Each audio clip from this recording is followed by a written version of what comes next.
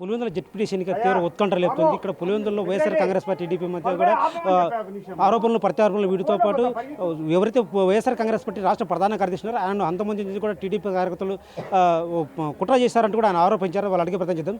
అన్న, ఎందుకు ఇక్కడ వైఎస్ఆర్ కాంగ్రెస్ పార్టీలో మేము ప్రధాన మీపై ఎందుకు కుట్ర చేస్తున్నారు?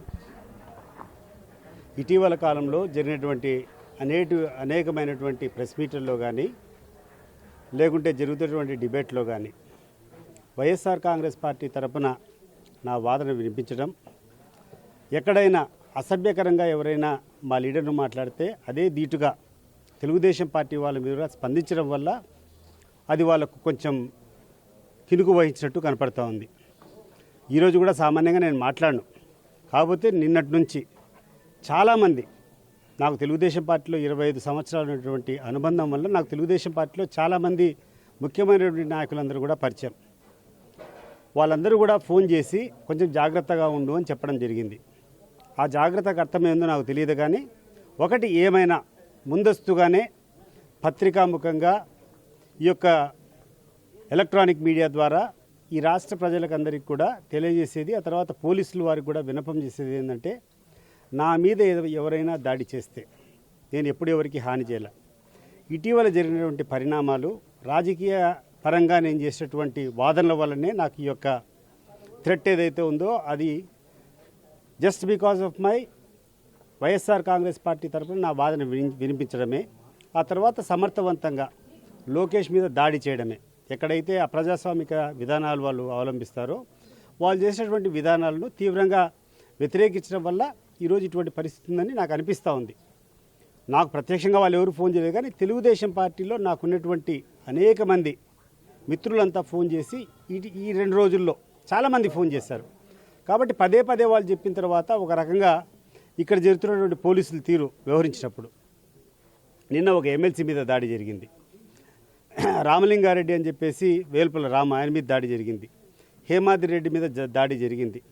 దానికి ముందు రోజు సైదాపురం సంటి అంటే ఆయన పేరు సురేష్ రెడ్డి, ఆ తర్వాత అమరేందర్ రెడ్డి, ఇట్లా సీరియస్గా దాడులు జరుగుతూ వస్తున్నాయి. ఆ దాడులు జరిగేది కూడా ఒక బ్యాచ్ కావాలని చెప్పి ముందర పెట్టి ఫస్ట్ రోజు ఒక 30 మంది ఉంటే రెండో రోజు వాళ్ళ మీద ఏమి యాక్షన్ తీసుకోలేదు కాబట్టి ఆ 30 కాస్త 60 అయింది. సో రేపు ఎవరి మీదైనా దాడి చేయొచ్చు. వీళ్ళకి ఏమైపోయిందంటే ఒక డెకాయిట్ బృందం మాదిరి పోలీసులు ఇస్తున్నటువంటి అలుసును తీసుకొని పోలీసుల సహకారం తీసుకొని వీళ్ళు దాడి చేయడం మొదలు పెడుతున్నారు. అండ్ విపరీతమైనటువంటి విచిత్రమైన పరిస్థితులు పులివెందులు ఏదంటే దాడికి మేము గురవుతున్నాం, మా మీద ఎస్సీ ఎస్టీ కేసులు పెట్టి ఈరోజు తీసుకుని పోయి స్టేషన్లో కూర్చోబెడతాండ్రు. ఈరోజు ఎంత దారుణమైనటువంటి సంఘటన అంటే వీళ్ళు తీసుకొని పోయినటువంటి 7-8 వ్యక్తులు వీళ్ళు ఏదైతే కేసులో మా వాళ్ళు ముద్దాయిలుగా చెప్తున్నారో ఆ సమయంలో ఆ ఇన్సిడెంట్ జరిగినప్పుడు పోలీస్ స్టేషన్లోనే దానికి బైండ్ ఓవర్ కేసుకు పోలీస్ స్టేషన్లో ఉండేటువంటి వ్యక్తుల మీద వాళ్ళు అదే సమయంలో ఎస్సీ ఎస్టీ అట్రాసిటీస్కి పెట్టారని చెప్పేసి వాళ్ళు స్టేషన్లోకి తీసుకుని పోవడం జరిగింది. ఇంత దారుణమైనటువంటి పద్ధతులు ఇక్కడ జరుగుతున్నాయి కాబట్టి నేను ఒకటి సుమోటోగా నా మీద ఎటువంటి దాడి జరిగినా నాకు ఎటువంటి పరిస్థితులు ఎదుర్కొన్నా కూడా ఇది sponsored by Lokesh BTech Ravi వీళ్ళు స్పాన్సర్ చేసి ఎవరైనా నా మీద పంపించే తప్పితే నాకు ఇక్కడ శత్రుత్వం లేదు. నాకు ఎవరితో ఎటువంటి భేదాభిప్రాయాలు లేవు. గడిచిన 14 నెలల్లో నేను వైఎస్ఆర్ కాంగ్రెస్ పార్టీలో ఉన్నా కూడా నేను ఘాటుగా మాట్లాడుతున్నా కూడా లేవు. కానీ ఇటీవల కాలం నుంచి ఏమైపోయిందంటే కొంచెం లోకేష్ నేను తీవ్రంగా విమర్శించడం వల్ల ఆయన అవమానపరచండి, ఆయన మంతం ముందించండి, ఇటువంటి దాడులు చేస్తున్నటువంటి న్యూస్లు మనకు వస్తున్నాయి. నాకు పూర్తిగా స్పష్టంగా తెలియదు, కానీ నాకు తెలుగుదేశంలో ఉన్నటువంటి కొంతమంది నాకు ఫోన్ చేసి చెప్పడం, అన్న నువ్వు కొంచెం జాగ్రత్తగా ఉండు, తిరిగేటప్పుడు కొంచెం భద్రంగా చూసుకో అని చెప్తున్నారు. కాబట్టి ఈ సందర్భంగా నేను అందరికీ ఏం చెప్తున్నానంటే, నా మీద ఏమి జరిగినా ఎటువంటి కుట్ర జరిగినా దానికి ప్రధాన కుట్రదారులుగా లోకేష్ను తీసుకోవాలా, బీటెక్ రవిని తీసుకోవాలా, సిబిఐ ద్వారానే ఎంక్వైరీ చేయాలి. వైఎస్ఆర్ కాంగ్రెస్ పార్టీలో గత 14 ఏళ్ళుగా యాక్టివ్గా ఉన్నాను.